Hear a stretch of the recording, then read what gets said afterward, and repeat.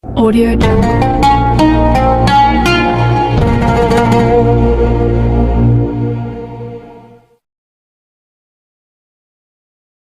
I got so much motherfucking design on right now.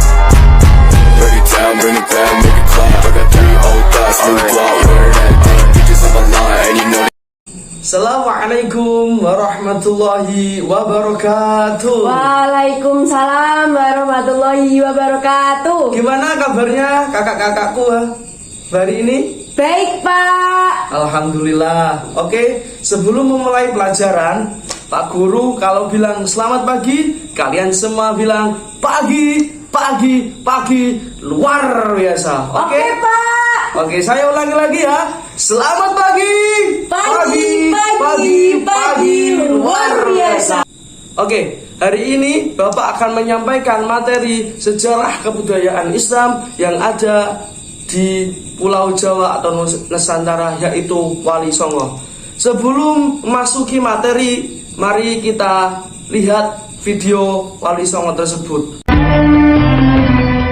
Wali Songo atau Wali Sembilan merupakan istilah bagi 9 tokoh penting dalam penyebaran agama Islam di Indonesia, khususnya di Pulau Jawa. Nama-nama 9 Wali Songo adalah Sunan Gresik, Sunan Ampel, Sunan Bonang, Sunan Derajat, Sunan Kudus, Sunan Giri, Sunan Kalijaga, Sunan Muria dan Sunan Gunung Jati. Wali Songo memiliki peran penting sebagai penyebar agama Islam di tanah Jawa pada abad ke-14. Era Wali Songo dimulai saat berakhirnya kerajaan Hindu-Buddha untuk berganti pada kebudayaan Islam. Wali Songo tinggal di beberapa wilayah penting di pantai utara Pulau Jawa, baik di Jawa Timur, Jawa Tengah atau Jawa Barat. Oke kakak-kakak, tadi sudah melihat kan video pendek dari Wali Songo. Nah, sekarang Bapak akan memberitahu apa itu sih Wali Songo. Ada beberapa pendapat mengenai arti Wali Songo. Yang pertama adalah wali yang 9, yang menandakan jumlah wali yang ada 9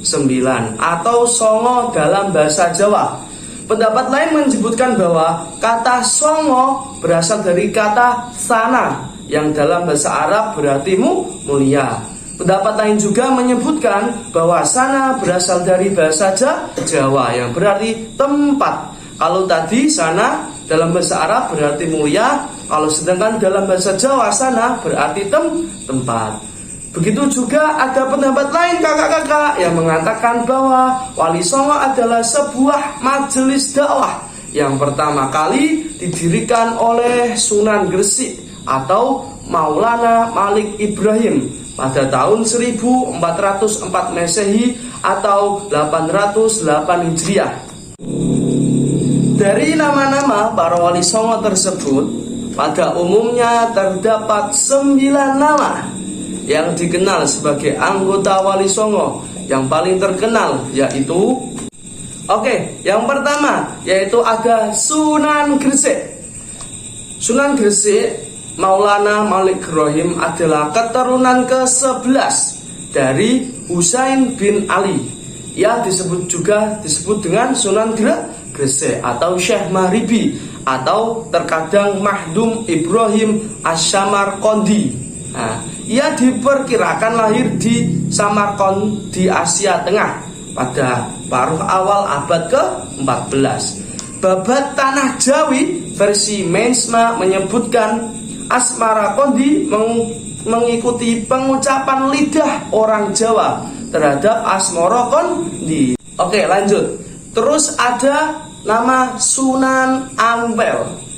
Sunan Ampel bernama nama asli Raden Rahmat atau keturunan ke-12 dari Husain bin Ali.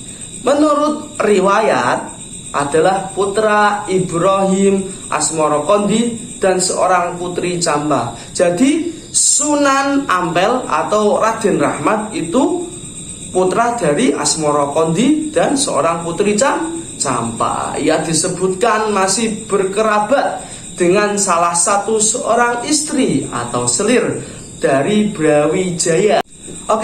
Kemudian ada Sunan Bonang. Bonang adalah nama sederetan gong kecil. yang diletakkan horizontal. Sunan Bonang adalah putra Sunan Ampel. Jadi Sunan Bonang adalah putra dari Sunan Ampel dan merupakan keturunan ke-13 dari Husain bin Ali. Ia adalah putra Sunan Ampel dengan Nyi Ageng Manila Putri Adipati. Oke, kemudian ada Sunan Derajat. Sunan Derajat adalah putra dari Sunan Ampel. Jadi Sunan Derajat itu adalah putra dari Sunan Ampel, merupakan keturunan ke-13 dari Husain bin Ali. Ia adalah putra Sunan Ampel dengan Nyai Ageng Manila Putri Adipati Tuban bernama Arya Teja. Ia menekankan kedermawanan, kerja keras, dan meningkatkan kemakmuran masyarakat. Nah, terus ada Sunan Kudus yang tidak asing ya buat kita semua yang daerah Jepara mesti sering ke Kudus. Nah, Sunan Kudus adalah putra Sunan Ngudung atau Raden Usman Haji dengan Syarifah adik dari Sunan Bonang. Sunan Kudus adalah keturunan ke-14 dari Husain bin Ali. Sebagai seorang wali, Sunan Kudus memiliki peran yang besar dalam pemerintahan Sultan Demak, yaitu sebagai panglima perang dan hakim peradilan negara. Oke, kemudian ada Sunan Giri. Sunan Giri adalah putra dari Maulana Ishak dengan Dewi Sekardadu. Sunan Giri adalah keturunan ke-12 dari Husain bin Ali dan merupakan murid dari Sunan Ampel serta saudara seperguruan dari Sunan Bonang yang mendirikan pemerintahan mandiri di Giri Kedaton Gresik yang selanjutnya berperan sebagai pusat dakwah Islam di wilayah Jawa dan Indonesia. Sunan Kalijaga. Sunan Kalijaga adalah putra dari Adipati Tuban yang bernama Tumenggung Wilatikta atau Raden Sahur atau Sayyid Ahmad bin Mansur atau Syekh Subakir. Ia adalah Sunan Munid dari Sunan Bonang. Sunan Kalijaga menggunakan kesenian dan kebudayaan sebagai sarana untuk berdakwah. Kemudian ada Sunan Muria. Sunan Muria atau Raden Umar Said atau Raden Prawoto, putra dari Sunan Kalijaga yang menikah dengan Dewi Sarah, adik Sunan Giri. Beliau menikah dengan Dewi Roroyono, putri dari Sunan Ngerang. Beliau lebih suka tinggal di desa terpencil dan sering mengajarkan keterampilan bercocok tanam. Jadi Sunan Muria itu lebih suka di daerah yang kecil. Karena apa? Karena Sunan Muria itu senang bercocok tanam, berdagang, melaut. Beliau berdakwah dengan cara halus, ibarat mengambil ikan tanpa memperkeruh airnya. Oke, dan terakhir yaitu ada Sunan Gunung Jati. Sunan Gunung Jati atau Syarif Hidayatullah adalah putra Syarif Abdullah Umdatuddin, putra dari Nurul Alam, putra Syekh Husain Jamaluddin Akbar. Dari pihak ibu, ia masih keturunan Keraton Pajajaran melalui Nyai Rara Santang, yaitu anak dari Sri Baduga Maharaja.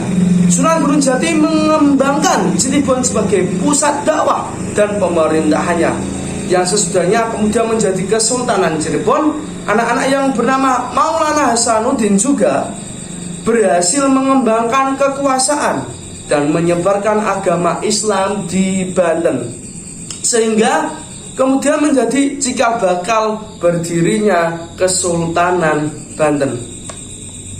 Oke kakak-kakakku sekalian, itu adalah materi beberapa wali songo yang Bapak sudah jelaskan. Di sini ada yang perlu dipertanyakan dari kakak-kakak semua? Tidak, Pak. Tidak, sudah paham ya?